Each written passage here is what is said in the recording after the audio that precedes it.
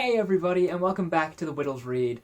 Today, I wanted to finally say, and I can finally say, that I have finished Don Quixote. For the last month and 2 days, that has been all I've been reading, and it took me a very long time to get there, with a few days of not reading in between, but I'm finally done. The reason I'm opening this video with that statement is because one of the things that kept motivating me to get through this super massive book was the idea of the books to come. I've mentioned this before, but the way I try to schedule my reading is I always try to pick my next book based on my current book, whether I want to continue exploring a theme raised by this book or go completely away from it because I've had a bit too much of it. I always try to tie that thread. Because of that, and a combination of the fact that I go into books blind as possible, I don't even read blurbs if I can avoid it. I often don't know what book I'm going to read next until I'm halfway through my current read.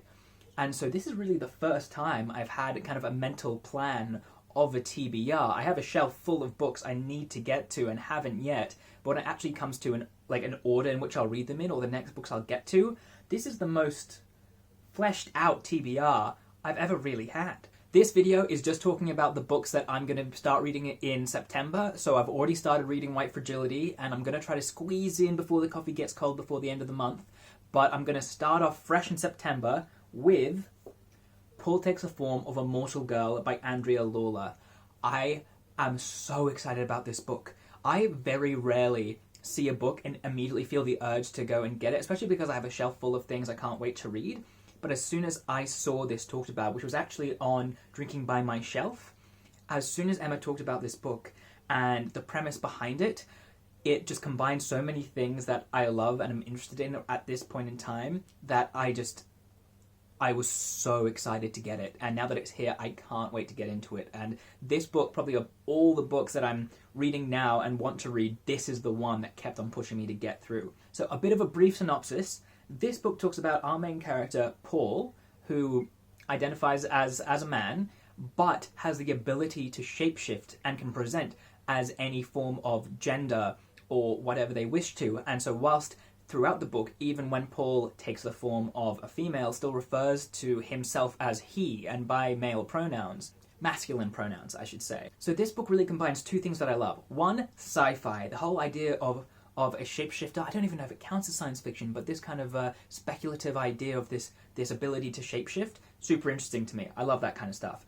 Secondly, as I talked about in my book chat video and also my recent reads, Left Hand of Darkness by Ursula Le Guin was massively concerned with gender. So this combination of sci-fi, which is something I've always loved, and more gender studies and the idea of exploring gender is something I'm loving reading about at the moment and getting a lot of fulfillment out of. I feel like I'm learning a lot, and these questions very much interest me.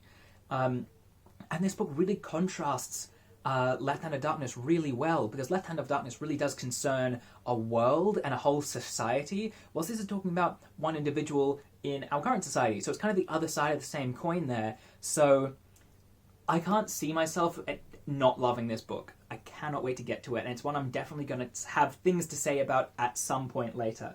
So this book is written by Andrea Lawlor, who's actually non-binary, and from what little I have heard from mostly that video by Drinking by My Shelf, there's a lot of exploration of areas and things that I'm very not familiar with and want to learn more about. So firstly, I'm excited because of the subject matter, but secondly, because I'm so interested to see such an exploration of gender and the way one can shift from genders from someone who is non-binary.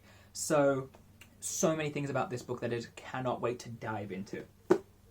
Now, just breaking the idea of sequential order a bit, this book, Leaves of Grass by Walt Whitman, is an anthology of poetry, and I really don't think I will get enjoyment out of poetry by just sitting down and just pouring through its 460-ish pages of straight poetry, especially because I want to be able just to sit and ponder and have a think over the poem I just read, and I feel like doing that for 400 pages will get exhausting. At a certain point, I will just get fatigued and just want to plow through and read poem after poem after poem without really understanding what's going on or getting out of it what I think I should. I think you can't really get much out of poetry. You don't have to do a full analysis. You don't have to sit down with notes in a textbook and spend 3 hours on it, but at least just spending some time digging away and trying to see the metaphors and the things that just underlie the poem. So I'm not going to read this after Paul Takes the Form. I'm just going to read it kind of alongside, and every now and then when I feel like a quick poem or a few poems in a row, if one night I want to read some poetry, I'll pick this up. But I'm definitely not planning on doing this all in one go, because I just don't think that'll be much fun. And, you know, I really want to enjoy the books I read. And I really want to enjoy poetry too. The next book I've mentioned briefly on my Cronulla haul, and that is this one, Down and Out in Paris and London by George Orwell. Now, there's actually been a lot about Orwell recently on Bookstagram because Vintage just released hardbacks of Animal Farm 1984 and this one, Down and Out in Paris and London, in hardback form because of Animal Farm's 75th anniversary. And those editions look stunning, but we already have between us all three. I don't have Animal Farm, but V has a bind-up of 1984 and Animal Farm. I'm so tempted to buy those books still, even though I own them all. But I'm very excited to get to this one because I've heard a lot of people who are big Orwell fans hate 1984. And I don't know if it's just because it's become so mainstream or because it is just a work that is misinterpreted or whether it's the work itself. I'm not enough of an Orwell head to know where the criticisms come from. I can understand people just being against his overhanded criticisms of communism. I don't know. I really don't know. But this one is very different to his political works. I know that it's semi-autobiographical and that it's more of a memoir than anything, but I think it's also one of his first works ever to come out. So I'm extremely interested to see, for someone who's enjoyed Orwell's other writings, and for people who do enjoy Orwell to say they enjoyed this most of all, I'm hoping I follow that trend and I end up loving this book. But we'll have to see. The next book, which also is in that Cronulla haul, is this, Oscar Wilde's Only Dull People Are Brilliant at Breakfast. I am just so willing and wanting to dive into the person that is Oscar Wilde and just try to explore as much of his writing as possible. V is desperate to read The Picture of Dorian Gray, and these books, these little black spines, there's also the modern classic, the mini modern classics. I don't know what their official name is, but Emma Angeline, a booktuber on here who I really enjoy, talked about how these mini editions by Penguin are really just meant to give people a taste of the author's work, and so they can then dive into bigger works later if they want to. And I can't wait just to get a taste of Oscar Wilde, just see what made them such a famous character throughout history who's still so revered today. I'm so intrigued. I'm really intrigued by this one. I really don't know how this is going to come out. I've got no idea if I like the story in particular. All I know is that it's something I feel I need to do. Now, it wouldn't be me if I didn't include some sci-fi. Sirens of Titan by Kurt Vonnegut. I read some Vonnegut recently. I read Slaughterhouse-5 earlier on in the year, and I feel like I didn't look at it with enough of a critical eye, because I was still getting back into reading properly, and I was just kind of enjoying how fast I was getting through books and how much I was reading that I didn't take the time I felt necessary to analyze what I was reading. And so whilst I do want to go back and have a look at Slaughterhouse-5, there's plenty of Vonnegut to go around. And Sirens of Titan is one where I did read the blurb, and my god, it's both terrifying and wonderful, but I'll explain a bit about it. I have to read this out, I really do. When Winston Niles Rumford flies his spacecraft into a chronosynclastic infundibulum, he is converted into pure energy, and only materializes when his waveforms intercept Earth or some other planet. As a result, he only gets home to Newport, Rhode Island once every 59 days, and then only for an hour. But at least as a consolation, he now knows everything that has ever happened or that ever will happen. Okay, two people that are unfamiliar with Vonnegut, they might have just been instantly put out by the technobabble and what seems like such a, the phrase chronosynclastic infundibulum. But the one thing that I did get from Slaughterhouse-5 is that Vonnegut loved to play with the tropes of sci-fi and put in some rather ridiculous elements that are meant to be almost nonsensical and very abstract as deeper metaphors for other things. And so Vonnegut seems, from the little I know, again, I don't know the author very well, he just loves these random, weird, strange setups to then just explore something completely random. Like, Slaughterhouse-5, a lot of the book is the main character in an alien zoo where they're being ogled by this race that doesn't perceive time, but is all one big metaphor for the horrors of war and PTSD.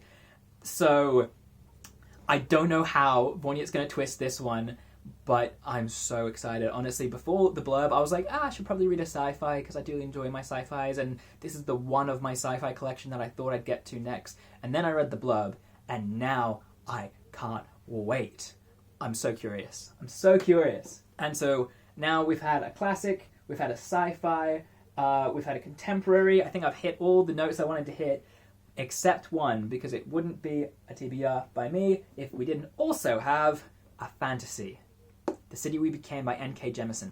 I first became aware of this book through the rave reviews. I couldn't link a single video because Peruse Project just goes on so much about how incredible this book is, and I trust her opinion. Every recommendation I've ever taken from her, I have enjoyed thoroughly, and this is one of the biggest leaps I've taken. Urban fantasy. I haven't read a whole ton of urban fantasy. To be honest with you, maybe I have. I don't know the strict definition of what urban fantasy is. But I know in this case, it takes place in the US, and the cities are somewhat alive. The cities have their own entities, and I hope I'm not massively misrepresenting that. If it's being endorsed by Neil Gaiman and Peruse Project, I'm probably going to love it. And so this will be my final read. You know, I've taken a break with all these books, which are a bit shorter after my 900 journey, my 900-page epic.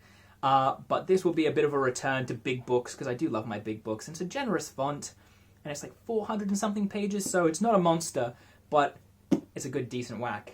It's exactly the kind of length I need for a fantasy book, so I'm very excited to get to this one, and to explore this new author, N.K. Jemisin. When I say new, I don't mean new to the world, I mean new to me.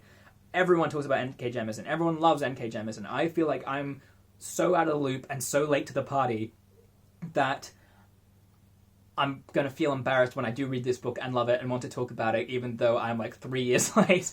But anyway, this is the final book on my September TBR. Thank you so much for watching. Please remember to like, comment, and subscribe. Comment about anything. Any of these books, ones you love, based off of these books are the ones that I should read.